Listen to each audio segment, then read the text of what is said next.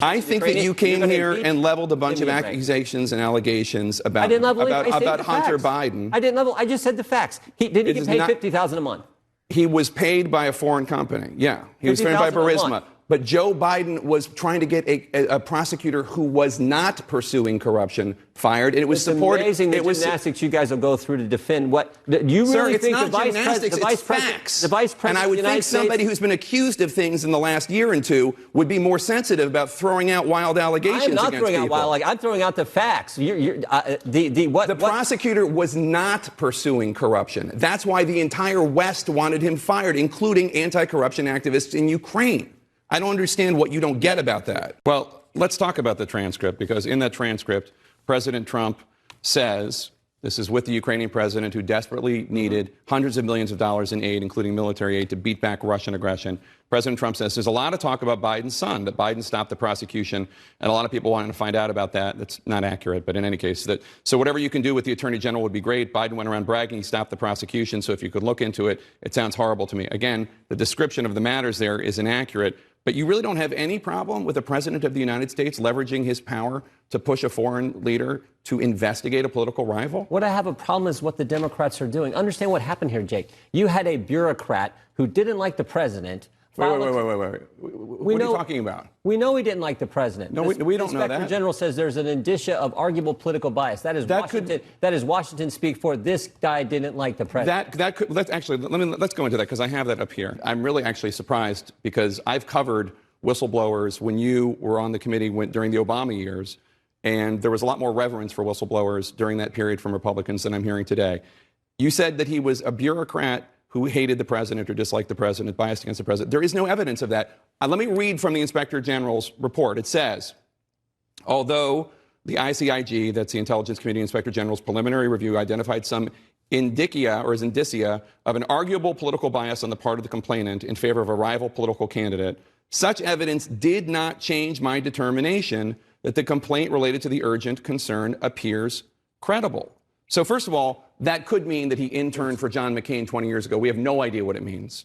Second of all, he says in that same sentence that it did not change his determination that the complaint is credible. That's a Trump appointee saying that.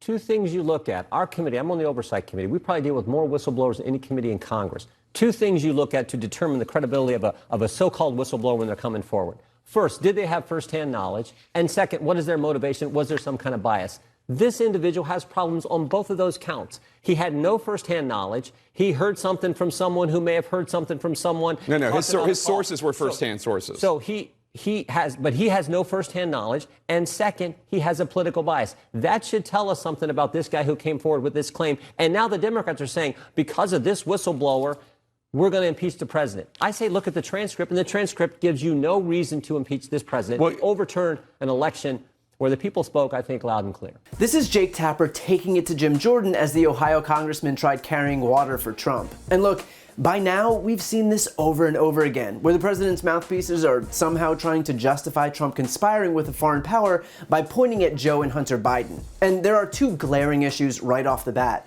First, there's no evidence of wrongdoing by Hunter or Joe Biden. Zero. And second, even if Hunter Biden did something wrong, that doesn't make Trump's crime go away. You don't get to commit crimes to bring attention to what you think are other crimes. Jordan then sets his sights on the whistleblower, claiming that because the intelligence community inspector general identified some indicia of arguable political bias, that everything he or she says is no longer credible. But the same inspector general statement also says that regardless, the complaint appears credible. So Republicans want to cherry pick the bits of information that help their agenda and yet completely ignore the parts that don't. If we're going to be looking at the ICIG statement and point to the part where he says there may be political bias, we also have to point to the part where he says that it had no impact. That's how this works, as much as the GOP wishes it weren't the case. Also, by the way, if the indicia of an arguable political bias is enough to undermine the credibility of anyone doing anything, then how in the world are we supposed to believe Jim Jordan? I mean, as arguably the single most partisan Republican in the House, I'd assume that by Jim Jordan's logic, no one should believe a word that Jim Jordan says. The thing is, just about everyone has a bias, but it doesn't preclude them from being capable of issuing a factual complaint.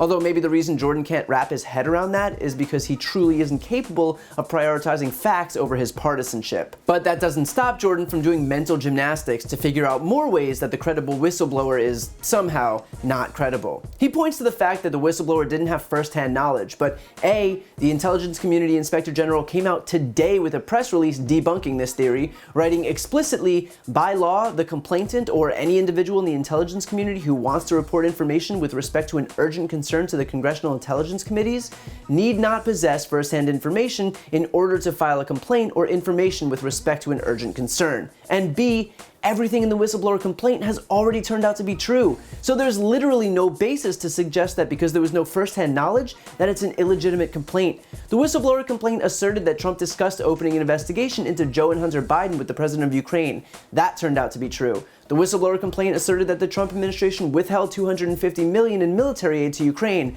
That turned out to be true. The whistleblower complaint asserted that Giuliani had been circumventing national security protocols by acting as his own State Department to facilitate the investigation into Biden.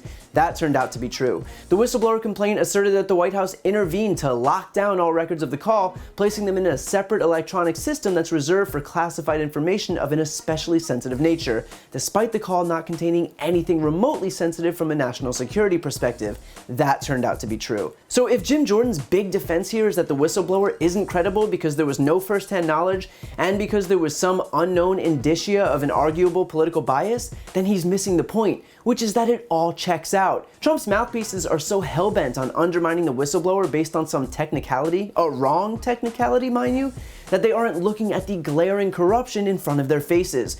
Trump conspired with yet another foreign power to intervene in our election. That's it. We have evidence, we have transcripts, we even have admissions from Trump himself. So Jim Jordan might think he's doing Trump a favor by arguing about some moot technicality in the submission process of a whistleblower complaint, but we are so far past that point that we can't even see it in the rearview mirror anymore.